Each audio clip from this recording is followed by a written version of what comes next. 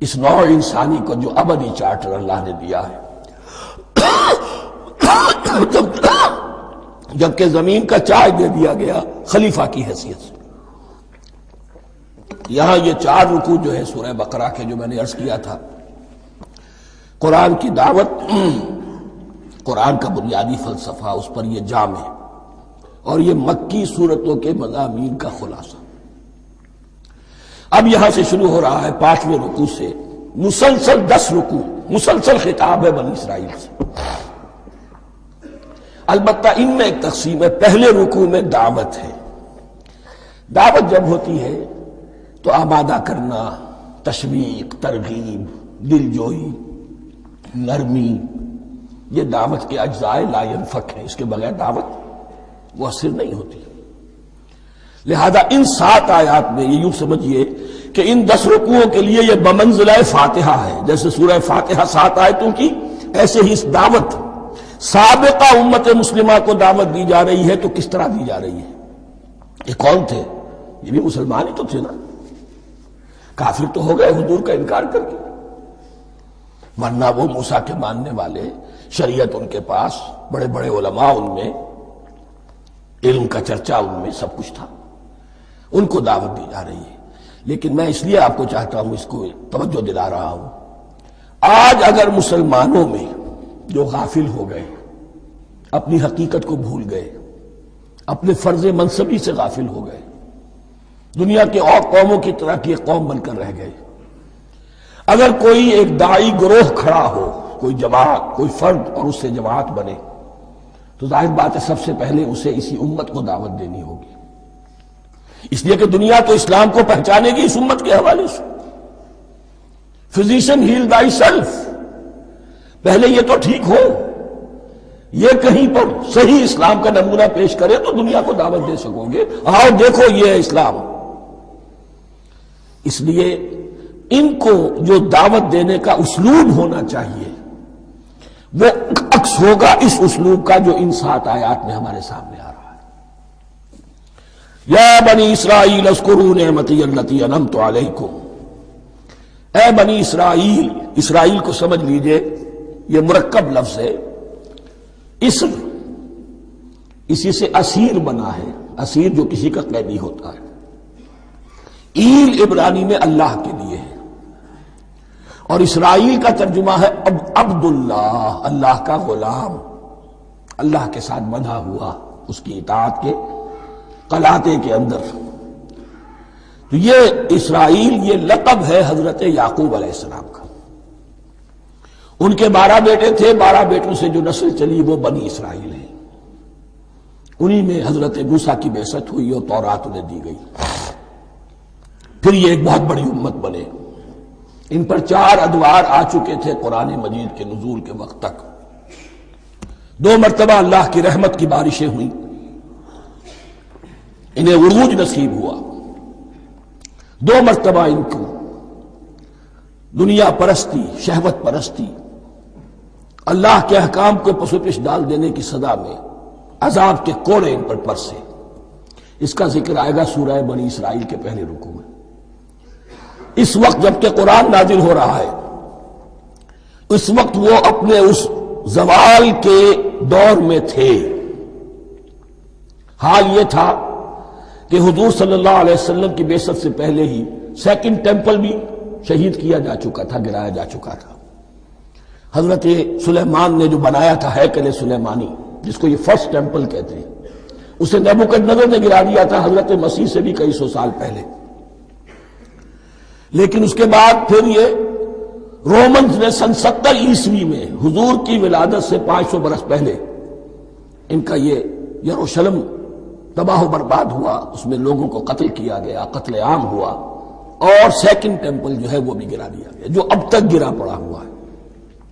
صرف ایک ویلنگ وال ہے جس کے پاس جا کر یہودی جو ہے ماتم کر لیتے ہیں، روتے ہیں، اور اب وہ بنانے پر تلے ہوئے ہیں اپنا 3rd ٹیمپل، اس کے نقشے بن چکے ہیں، بلو پرنٹ بن چکے ہیں۔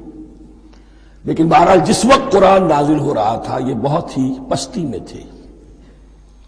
اس کے بارے میں فرمایا، اے بنی اسرائیل ذرا یاد کرو میرے اس انعام کو جو تم پر ہوا، وہ انعام کیا ہے؟ میں نے تمہیں اپنی کتاب دی، نبوت سے سرفراز فرمایا، اپنی شریعت تمہیں عطا فرمائی، تمہیں داؤد، تمہارے اندر داؤد اور سلیمان جیسے بادشاہ اٹھائے جو بادشاہ بھی تھے، نبی بھی تھے۔ وَأَوْفُوا بِعَهْدِي، اور میرے وعدے کو پورا کرو تاکہ میں بھی اپنے وعدے کو پورا کروں۔ یہ وعدہ ہے جو کتاب استثناء جو ہے اولڈ ٹیسٹمنٹ کی، ڈیوٹرانومی، اس کے 18ویں باب کی آیت نمبر 18 اور 19 میں ہے۔ حضرت موسیٰ سے خطاب کر کے اس میں اللہ نے یہ الفاظ فرمائے، میں ان کے بھائیوں میں سے تیرے مانند ایک نبی برپا کروں گا اور اس کے منہ میں اپنا کلام ڈالوں گا، اور وہ وہی کچھ بتائے گا جو میں اس سے کہوں گا۔ یہ گویا کہ حضرت موسیٰ علیہ السلام کی امت کو بتایا جا رہا تھا کہ نبی آخر الزمان آئیں گے اور تمہیں انہیں قبول کرنا ہے۔ قرآن مجید میں اس کا بڑا تفصیلی ذکر سورہ اعراف میں آئے گا انشاءاللہ، لیکن یہاں فرمایا اوفوا بعہدی اوف بعہدکم، تم میرا عہد پیرا پورا کرو، میرے اس نبی کو تسلیم کرو، اس پر ایمان لاؤ، اس پر کی صدا پر لبیک کہو، تو میں تمہیں میرے انعام و اکرام اور بڑھتے چلے جائیں گے۔ وَإِيَّايَ فَارْهَبُونِ، اور صرف مجھ سے ڈرو۔ وَآمِنُوا بِمَا أَنزَلْتُ مُصَدِّقًا لِمَا مَعَكُمْ، اور ایمان لاؤ اس پر جو میں نے نازل کیا ہے، جو تمہارے پاس جو تورات ہے اس کی تصدیق کرتے ہوئے آیا ہے۔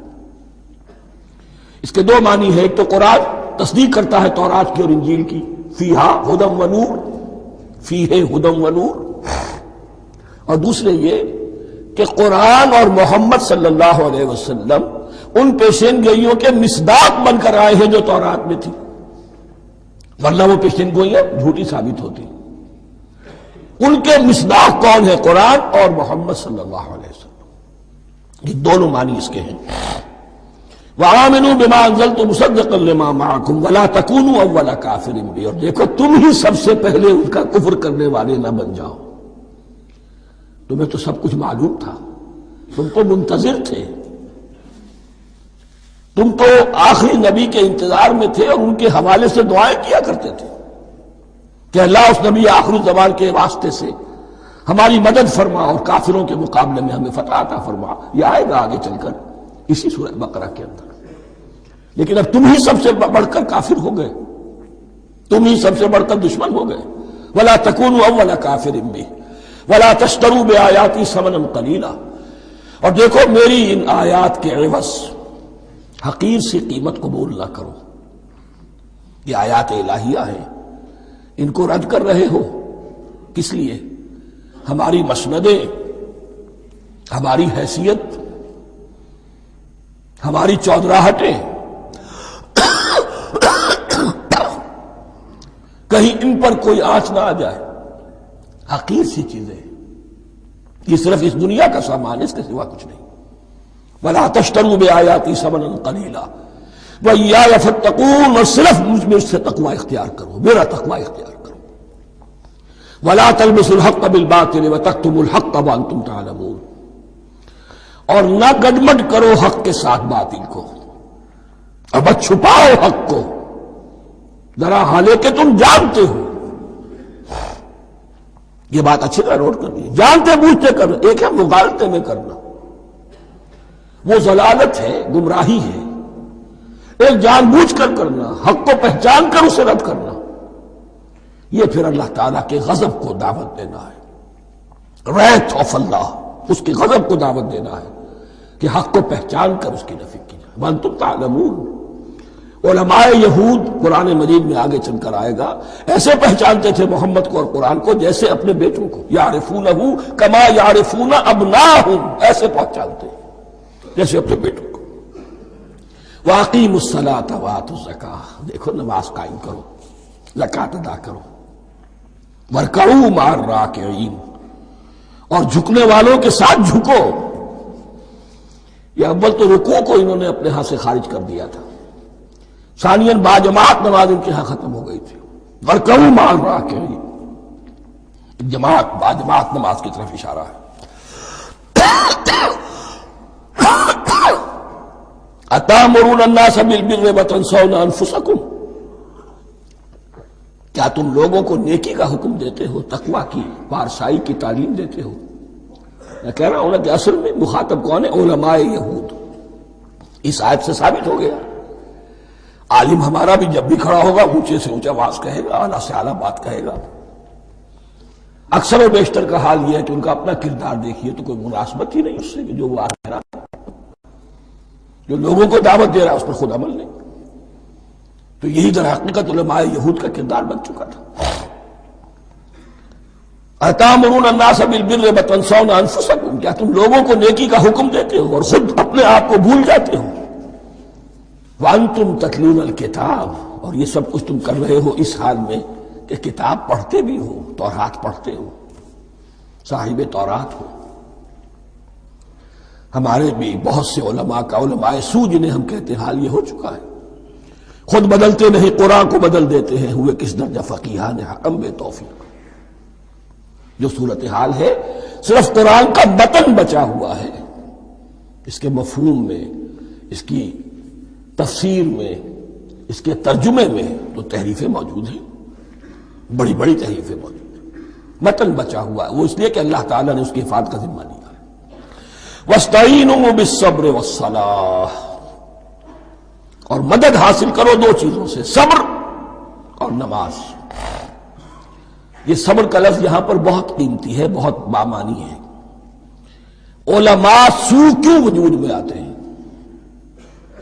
جب وہ دنیا کے کتے بن جائیں گے تو وہ دین کو بدنام کرنے والے ہوں گے۔ بظاہر دینی مناصب ہیں لیکن اصل میں ان کے پردے میں دنیا داری کی جا رہی ہے، صبر نہیں۔